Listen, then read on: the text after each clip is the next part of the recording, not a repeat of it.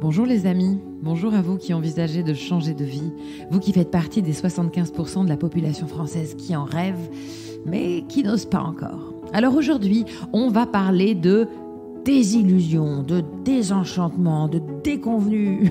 Alors oui, c'est vrai, j'avoue, dit comme ça, c'est pas très gai, c'est pas très énergie positive. Mais bon, vous me connaissez, vous savez très bien que si je veux vous en parler, c'est pour une vraie bonne raison. Et cette raison, ce n'est pas de vous donner envie de vous jeter par la fenêtre ou de vous ouvrir les veines, bien au contraire. Oui, faites-moi confiance. Donc reprenons. Désillusion, désenchantement, déconvenue. Vous savez, ces sentiments que l'on ressent quand on constate que la réalité est différente de ce qu'on s'était imaginé. Ce sont d'ailleurs souvent ces sentiments-là qui nous poussent à vouloir changer de vie. Car on n'est pas heureux, car on veut autre chose, car on veut mieux, car on veut réaliser son rêve. Et c'est une bonne chose, évidemment. Et pourtant, des mois, des semaines, des années se passent et on n'a toujours pas changé de vie. On a parfois commencé en s'inscrivant à une formation, en achetant des livres, en achetant du matériel ou simplement en prenant des informations à la bibliothèque ou sur Internet. Ou même auprès de Bernard, le mec toujours accoudé au bar en bas de la maison, vous savez. Et puis parfois, des semaines, des mois, des années se passent et on n'a même rien fait du tout. Alors il y a une raison à ça, mais seule vous la connaissez. Eh oui, vous êtes les seuls à savoir. Alors c'est peut-être la peur du changement, c'est peut-être la paresse ou le manque d'envie, c'est peut-être aussi l'instinct. Votre instinct qui vous dit de ne pas y aller, qui vous dit de ne pas changer de vie. Car votre instinct a compris que votre rêve n'est en réalité qu'un fantasme. Un rêve que vous ne réaliserez jamais. Soit parce que c'est pas pour vous, soit parce qu'il est trop tard, soit parce qu'il est tout simplement impossible à réaliser. Oui, si à 50 ans vous démissionnez de votre poste d'assistante de direction pour devenir championne olympique de gymnastique rythmique, alors je vous le dis tout de suite, vous allez au-devant de graves désillusions, de graves désenchantements, de graves déconvenues qui seront bien pires que celles que vous ressentiez avant de changer de vie. Alors pour éviter de ça, il y a quelques précautions à prendre avant de changer de vie et c'est ce dont on va parler aujourd'hui dans ce Coachcast avec Emmanuel. Bonjour Emmanuel. Bonjour Caroline. Comment ça va, Emmanuel ? Ça va très bien. Alors, Emmanuel, j'ai reçu votre fiche. Oui. Et j'étais très impressionnée parce que vous êtes professeur des écoles. C'est ça. Et ça, je trouve ça incroyable. Les gens qui se dédient comme ça pour enseigner aux autres, je trouve ça merveilleux. Donc, professeur des écoles, ça, c'est ce que vous avez fait une formation, j'imagine, pour ça ? Oui, on a une formation d'1 an, un concours. Un concours, voilà, que vous avez donc réussi. Et aujourd'hui, donc, vous suivez une formation de masseuse, car votre rêve est de devenir humoriste. C'est ça. Et ça, je vais vous dire, ça m'a vraiment intriguée. Votre fiche a retenu mon attention. Je me suis dit, tiens, c'est très étonnant ce passage.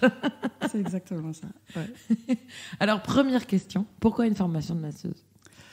C'est un petit peu le hasard qui m'a menée à ça. On va dire que ça fait 20 ans que je travaille avec des enfants, que je travaille dans le bruit, que je travaille avec une grande responsabilité, où je me dis que tous les soirs, il faut que je les rende en bon état.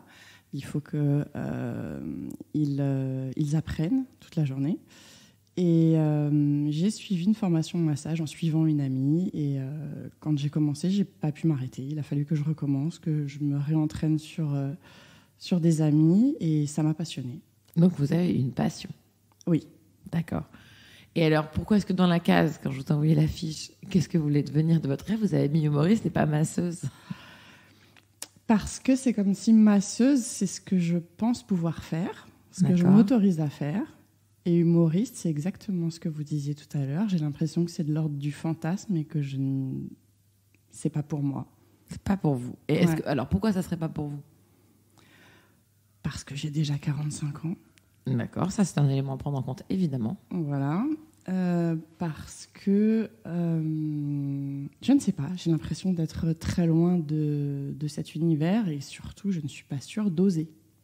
Ça, c'est autre chose que j'ai vu dans votre fiche et qui m'a interloquée.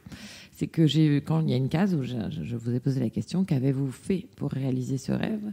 Et vous avez mis que vous étiez donc rapproché d'un cours, c'est ça ? Ouais.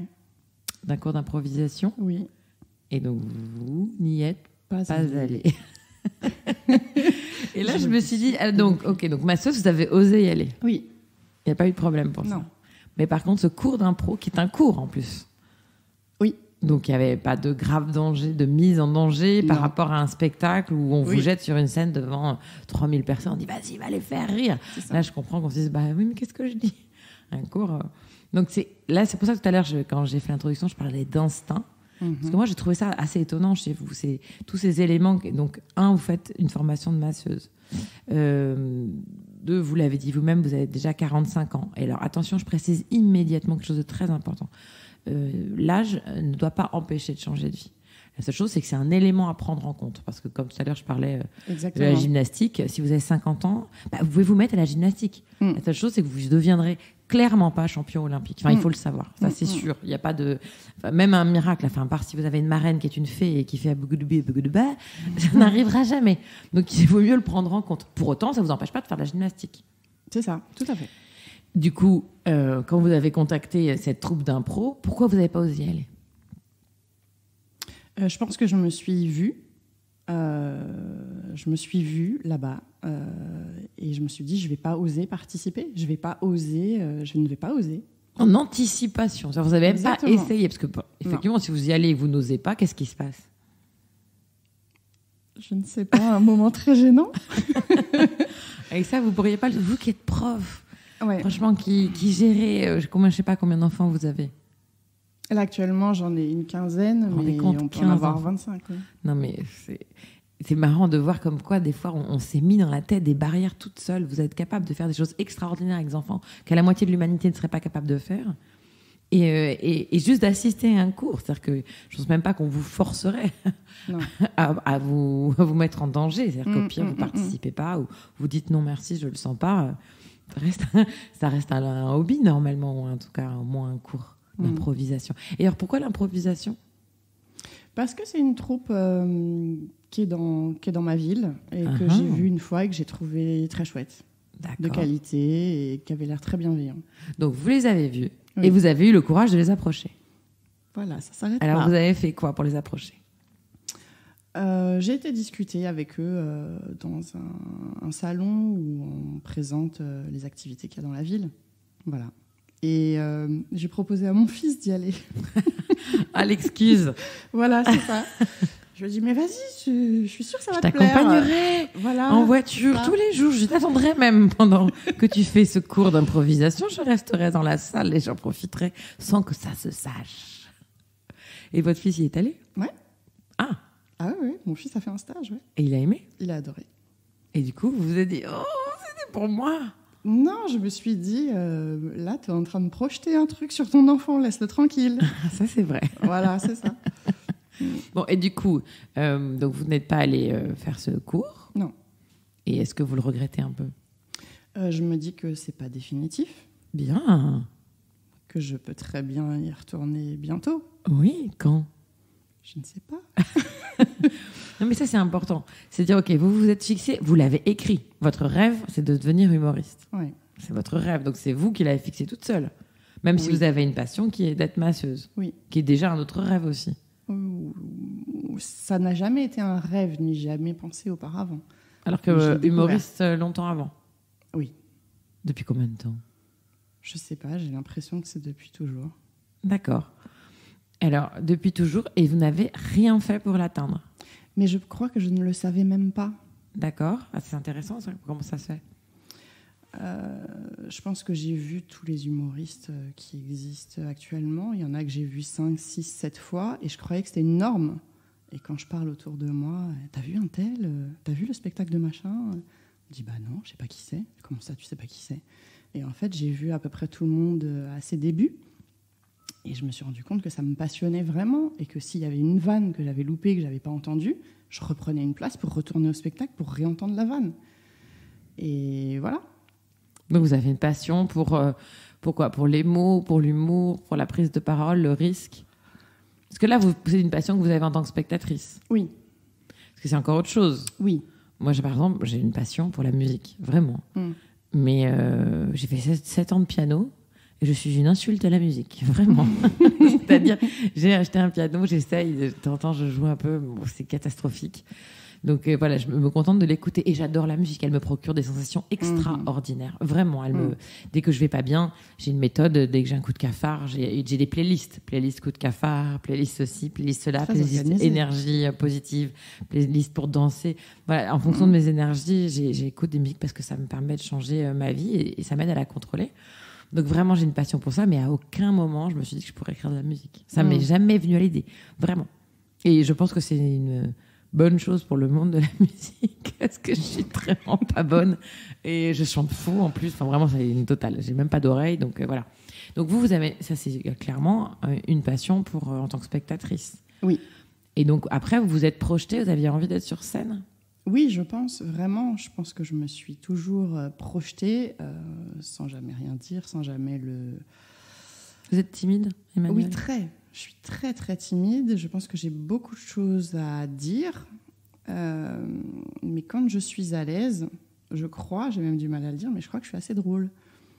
Voilà, j'ai toujours été la rigolote à l'école, au lycée. En général, quand j'intègre un groupe, voilà, j'arrive à fédérer avec quelques vannes. Ça marche pas mal. Mais c'est quand même, il y a une grosse différence pour l'avoir vécu entre être la rigolote et faire rire et construire un spectacle, écrire et surtout éprouver du plaisir à prendre la parole en public. Parce que, je vois, par exemple, moi j'ai une sœur qui est une personne très timide. Moi j'ai jamais été timide. Je sais pas ce que c'est. Je vais même dire une énormité à ce micro, mais qui est réelle. J'ai essayé de devenir timide. Et oui, je sais, ça paraît dingue. Ma meilleure amie était timide et elle n'avait pas d'ennemis. C'était la fille que tout le monde aimait, la fille que je trouvais chic parce qu'elle avait cette espèce de mystère en elle. On ne savait pas vraiment ce qu'elle pensait. Elle arrivait, elle était douce, elle était voilà. Et moi, j'étais genre, vous savez pas, voilà. Donc, et un jour, je me suis dit, mais je veux être comme cette fille. Et donc, je vais arrêter de parler et je parlerai que quand elle parle, sauf qu'elle parle jamais. C'est pas ça. Donc, ben non, mais ça, je sais bien que c'est pas ça. On choisit pas d'être timide. Moi, je voulais devenir timide pour tout ce que ça véhiculait comme image. Et bien sûr, j'ai pas pu devenir timide et je ne le suis pas. Et elle rêvait de plus l'être parce que c'est une vraie souffrance qu'elle vivait. Moi, je le savais pas à ce moment-là. Mais voilà, moi, je rêvais de ça. Mais j'ai toujours aimé prendre la parole en public. C'est-à-dire, à l'école, je me battais pour lire les récitations devant les parents. Je voulais toujours être élue. On dit déléguée de classe, j'ai jamais été élue. Jamais. Tous les ans, je me présentais. Tous les ans, je me faisais bananer. Moi, j'ai été élue plein de fois. Bah voilà, vous voyez, c'est ça le truc. Donc, il y a ce truc qu'il faut vraiment que vous sachiez. C'est est-ce que vous éprouvez du plaisir malgré cette timidité, à prendre la parole en public? Oui, je pense. Il y a différents degrés de timidité. En fait, je suis toujours dans le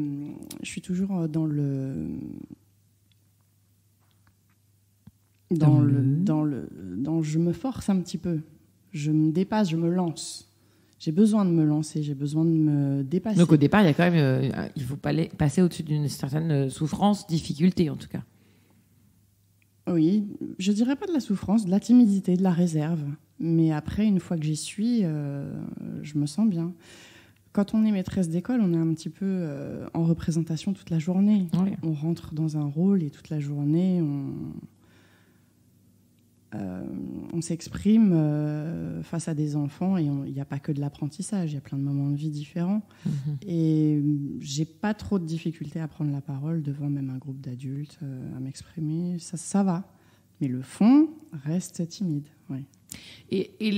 Alors du coup, l'autre passion, puisque vous avez commencé une formation de masseuse, là pour le coup, il n'y a pas la timidité, il n'y a pas de problème? Pas du tout. Aucun, évidemment. Non. Donc là, c'est du plaisir. Et le plaisir, il vient d'où? Vous l'avez découvert donc par hasard en suivant une amie qui fait cette formation et vous faites complètement par hasard. Oui. Et là, vous éprouvez un plaisir extrême. Oui. Ça, c'est quand même assez comment dire? Moi, j'adore ça, parce que c'est souvent le hasard d'une vie qui vous amène quelque part où vous n'avez pas prévu. Et parfois, il faut savoir. C'est pour ça que je parlais d'instinct tout à l'heure. C'est très important. Et c'est là où je veux vous amener. Et c'est bien vous qui décidez ce que vous voulez faire.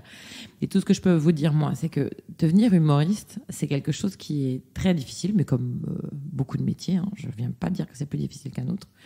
Mais ça demande énormément d'engagement et de temps, et on prend énormément de claques dans la gueule qui sont des claques violentes parce que y a de l'humiliation. Quand vous montez sur une scène avec des vannes, parce que notre but, c'est de faire rire. Et contrairement à un drame, quand vous montez sur scène, vous allez devoir faire rire les gens. Quand vous lancez une vanne, les gens savent que vous essayez d'être drôle. Et s'il n'y a pas de rire, tout le monde sait que vous venez de vous planter. Et sur un spectacle d'1h30, alors je ne sais pas combien il y a de vannes, tiens, ça serait un calcul intéressant à faire, mais quand vous commencez à monter sur scène, on va dire vous prenez un sketch de 4 minutes, il y a déjà, 30, 40 vannes, j'imagine, dans un sketch de 4 minutes. 30 ou 40 échecs en 4 minutes, c'est beaucoup. Ouais, c'est violent. C'est très violent. Et c'est pas grave, parce que c'est comme ça que le métier rentre. Mais si on n'est pas armé pour cette violence, elle peut faire énormément de mal. Je ne parle pas aussi de la solitude d'être sur scène et des tournées, etc., tout ce qui va avec. Parlons juste du métier. C'est un métier qui est très difficile. Le commencer à 45 ans, c'est compliqué également, si on veut en vivre, évidemment, parce que en moyenne, on dit qu'il faut à peu près une dizaine d'années pour arriver à percer, pour ceux qui percent, parce que comme dans tous les métiers, il y a des gens qui ne perceront pas pour plein de raisons, parce que leur humour ne correspond pas à une époque, parce qu'ils n'ont pas fait les bonnes rencontres, parce qu'ils n'ont pas mis assez d'énergie. Souvent, c'est le cas dans leur projet. Et pour mettre de l'énergie dans son projet, il faut que ça brûle en soi, vraiment. Après, il y a autre chose qui est très important et que les gens négligent, c'est réaliser son rêve. Ça ne veut pas forcément dire en vivre professionnellement. Ce que je veux dire par là, c'est que vous pourriez tout à fait, parce que vous avez découvert une passion qui est le massage, et monter et devenir une des plus grandes masseuses de votre vie, de la région de France, monter même carrément un salon de massage, devenir multinationale du massage, ou alors de masser vous avec votre rythme, vos horaires, et gagner votre vie comme ça. Et tout en étant humoriste, parce que être humoriste, ça veut dire, par exemple, faire partie, comme vous le disiez, d'une troupe, tout à fait. avoir le plaisir de jouer sur scène, mais devant des vraies salles. Je veux dire, la salle, moi je sais que quand j'ai commencé à jouer dans les petites salles, mais j'ai plein d'amis que je vais voir encore qui sont avocats, qui ont leur métier d'avocat, qui n'ont pas fait comme moi ce changement que moi j'ai fait parce qu'il était viscéral, je ne voulais pas faire les deux. Et moi j'ai plein de potes qui sont encore avocats et qui font partie d'une troupe, de plusieurs d'ailleurs. Il y a de l'improvisation, la Ligue d'improvisation du barreau de Paris, il y a la revue Lugia où c'est des avocats qui une fois par an font des spectacles. J'ai un autre copain qui monte tous les ans une pièce, d'autres également qui louent des salles et qui chantent. Une fois par an, j'ai un ami qui est le Bobino, il va chanter à Bobino. Voilà, donc, et ça lui suffit pour réaliser son rêve. Son rêve, c'est pas forcément d'être vendu ou de gagner sa vie. Son rêve, c'est de faire rire, d'être sur scène. Et voilà. Oui, je suis d'accord, je partage. Mais c'est quoi votre rêve à vous alors ? De vivre chaque journée au maximum comme je les aime. Ah, ça, c'est merveilleux. C'est exact. Moi, je suis entièrement d'accord. On est sur la même voie, Emmanuel, vous et moi. Et donc, qu'est-ce qui vous manque là aujourd'hui ? Donc, le métier de professeur, vous savez que vous allez l'arrêter ? Vous avez déjà pris la décision ? Je pense. Plus ça avance et plus ça va dans ce sens-là. Oui. J'adore les enfants, j'adore mes élèves, mais vous avez envie d'autre chose. J'ai envie de vivre autre chose. Je me suis rendu compte, comme beaucoup de monde à 40-45 ans, qu'on n'avait qu'une seule vie. Je ne vois pas du tout de quoi vous parlez. Non, voilà, c'est ça. Pas du tout. Et qu'en fait, on n'est pas obligé d'avoir des contraintes ou les mêmes contraintes pendant toute sa vie, qu'on peut vivre d'autres choses, et j'ai vraiment envie de vivre au maximum ce qui me plaît le plus. Et ça, déjà, c'est super parce que vous êtes avancé par rapport à plein de gens qui sont sur le même chemin que vous et sur le chemin sur lequel j'ai été. C'est déjà de prendre la décision. Vous, très clairement, on sent que la décision, elle a été prise. C'est-à-dire que vous avez envie de changer de vie. La question maintenant, c'est pour faire quoi ? Et là, j'ai l'impression qu'il y avait quand même une voie qui se dessine assez simplement et facilement et que vous avez malgré tout choisi ces masseuses, mais qu'il y a quand même ce truc, vous dites, mais ça, ce truc-là, je l'ai en moi depuis tellement longtemps, j'ai pas envie de l'abandonner. Il y a deux pôles, en fait. Dans le massage, c'est les mains qui parlent, c'est le corps qui parle. On travaille dans le silence, en musique, pieds nus. J'adore ça. Voilà, l'expression, elle est comme ça. Et dans l'humour, dans l'oral, voilà, c'est la voix qui parle, c'est la tête qui s'exprime, il y a tout ce qu'on a à dire. Et je crois que j'ai deux pôles comme ça qui ont besoin de s'exprimer. Alors, ce que je vais en faire, comment, je ne sais pas encore. Mais je sais que j'ai besoin de m'exprimer, en fait. Mais déjà, vous le faites avec ce podcast. Vous avez le courage de venir ici. Déjà, on en parlait tout à l'heure. Oui. mais moi, je sens qu'en fait, vous cherchez l'autorisation d'y aller, mais que votre décision, elle est déjà prise. Hein. Ah bon? Oui. Clairement, je pense que vous allez arrêter ce premier métier. Et vous l'avez dit tout à l'heure, vous aimez ce métier. Moi, quand j'ai quitté le métier d'avocate, je l'aimais profondément. Voilà, je l'aime toujours. Oui. J'ai jamais dit j'ai quitté le métier d'avocat parce que j'aime pas ce métier. Je l'aime encore. Je le regarde aujourd'hui avec un peu de nostalgie d'une époque, mais vraiment je regrette rien et je regrette pas d'avoir arrêté, d'être passé à autre chose. Je crois que quand dans votre discours on ressent ce moment où votre décision est prise calmement, sereinement. Ce sera difficile, c'est difficile. Hein, vous allez voir, c'est difficile de mettre des actes sur des paroles. Il va falloir que vous fassiez l'acte de démissionner, de prendre le choix de le faire et de le faire concrètement. Mais après, moi, j'ai vraiment l'impression que je vais venir me faire masser dans pas très longtemps. Hein. Je le sens. Avec grand plaisir. Ça, c'est vous qui me direz, c'est bien vous qui prendrez la décision. Mais je pense que le massage, je vais vous dire, ça sent, parce que quand vous en avez parlé, les mots sont sortis automatiquement. Vous me parlez de ces pieds nus, ce massage par le corps, ces mains. Vous vibrez, vous avez l'œil, vous vibrez. Donc, votre instinct vous dit, c'est ça, t'as trouvé. Alors, peut-être que humoriste, c'était un truc que t'as depuis toujours et que tu veux pas l'abandonner. Et vous avez raison, ne l'abandonnez pas. D'abord, continuez à venir voir les humoristes. Ça, c'est une très bonne idée. et surtout à kiffer, à avoir du plaisir. Et je vous dis maintenant, allez, Emmanuel, on peut se dire qu'à la fin de ce podcast, quand vous allez rentrer chez vous, vous allez reprendre contact avec cette compagnie. Allez, on va le tenter. On le tente. Ouais. Et on se dit, au pire, on s'assoit dans la salle, on prend pas la parole, et au mieux, on se lance, on fait partie d'une ligue d'impro, on monte une pièce le week-end, on la joue devant des gens, et on kiffe. C'est ça qu'on s'était dit, non? C'est ça. On y va? On va essayer. Allez, on la top. Ça marche. Oh, comme ça aussi, ça marche aussi. Alors, Emmanuel, la musique est partie. Alors ça veut dire que malheureusement, c'est la fin de ces 20 minutes. Merci, Emmanuel. Merci, Caroline. On prendra bien sûr des nouvelles d'Emmanuel pour savoir ce qu'elle aura décidé de faire finalement. Masseuse, stand-upeuse ou les deux. Et oui. Alors si vous aussi ça vous intéresse, si vous aussi vous avez envie que je vous coachcaste, comme j'ai coachcasté Emmanuel aujourd'hui, eh bien c'est très simple. Vous pouvez vous inscrire sur coachcastbycaroline@gmail.com. Et d'ailleurs, vous retrouverez cette adresse et toutes les infos sur notre page Facebook ou sur notre profil Instagram. Allez, la phrase de conclusion du jour sera de Confucius. Le bonheur ne se trouve pas au sommet de la montagne, mais dans la façon de la gravir. Et il a raison, ce Confucius. Bah oui, on peut tout à fait gravir une montagne en 15 jours, avec autant de bonheur, voire avec encore plus de plaisir qu'un professionnel qui le fait en 4 heures. Parce qu'on dormira dans des gîtes, parce qu'on admirera le paysage. Alors oui, on n'aura pas de médaille à la fin, parce que c'était pas une course officielle. Et oui, c'est vrai, on a fait ça pendant nos 15 jours de vacances, avec Janine et Jean-Michel, mais on a kiffé.